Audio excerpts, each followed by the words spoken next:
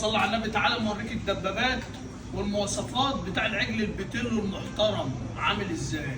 بص يا باشا، بص اللهم صل على النبي، اللحم عامل ازاي. كتلة لحم، عجل متنبك، عجل قصير، عجل 5 سم. بص اللحم واصل لغايه فين، العرقوب بتاعه اللحم. تعالى يا باشا، بص الكروايه، اللهم صل على النبي. بص تعالى تعالى يا باشا، بص كتلة لحم، ده التصافي وده حته اللحم الصح، ده اختيار اللحم الصح. تعالى بص الكلوايه، الكلوايه عامله ازاي، الشبعانه شبعانه رضاعه. الكلوايه اللهم صل على النبي، الكلوايه 5 كيلو اهي. بص يا باشا، بص بص لحم، هات كده المواصفات والشغل ده.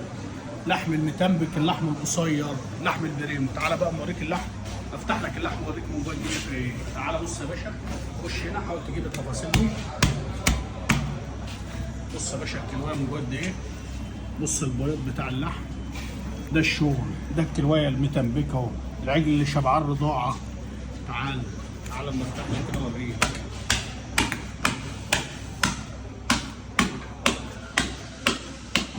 يا باشا الاهم من الشغل ظبط الشغل واختيار الخامه الاساسيه، هي اللي حته اللحمه اللي بتظبط اي مكان. واحد الله يصل على النبي. تعالى تعالى يا باشا، بص بسكوت بشط بسكينه مطبخ اهو اهو،